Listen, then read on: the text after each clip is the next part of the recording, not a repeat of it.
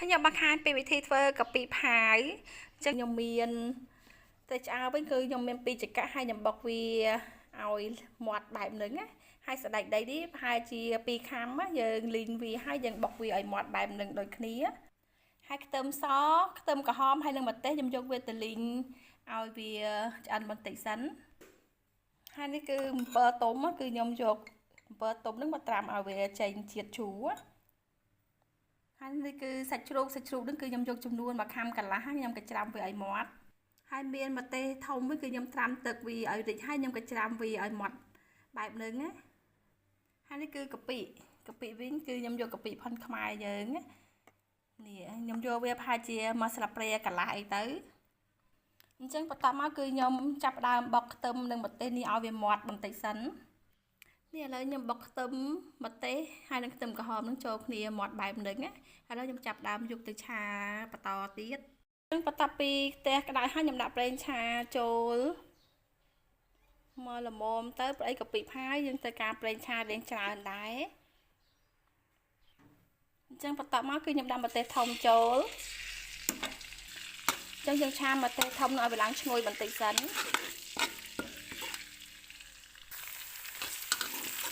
បន្ទាប់មកខ្ញុំដាក់កាពីចូលកាពីវិញគឺខ្ញុំដាក់ចំនួន1ស្លាបព្រាកន្លះទៅហើយយើងឆាកាពីនឹងឲ្យវាឡើងឈ្ងុយបន្តិចសិនណា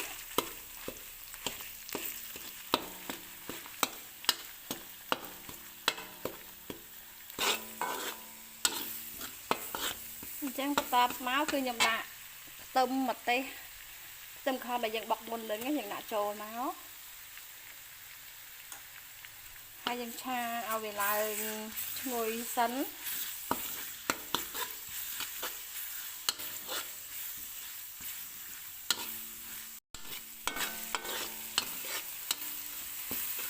អញ្ចឹងបន្តមកទៀតគឺខ្ញុំដាក់សាច់ជ្រូកចូលណា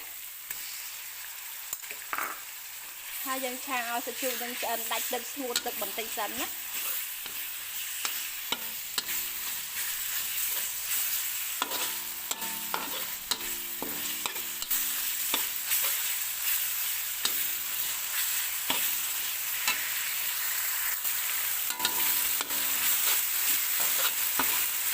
ចឹងបន្តមកទៀតគឺខ្ញុំដាក់ស្ករចូលណា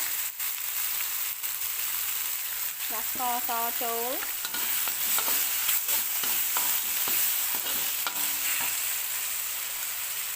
គឺហើយខ្ញុំដាក់អំពិលទុំចូល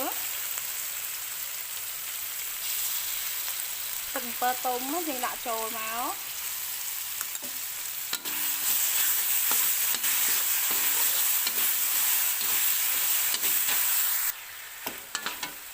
រួចហើយខ្ញុំដាក់ម្សៅស៊ុបចូលបន្តិច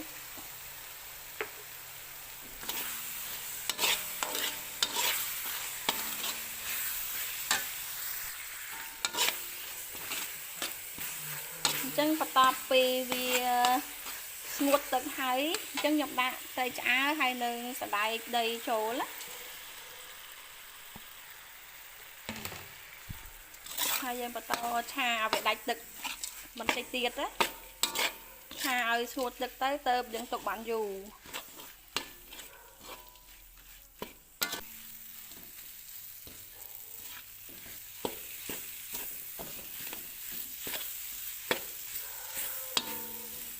ហើយយើងភ្លក់មើលល្មមតាមចំណូលចិត្តយើងទៅ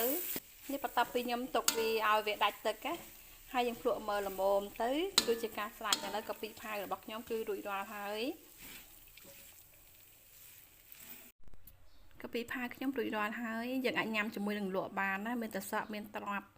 ស្ពៃក្តោបអីស្បែកគួរអីញ៉ាំជាមួយបានព្រៃមានជាតិជូរប្រៃផ្អែម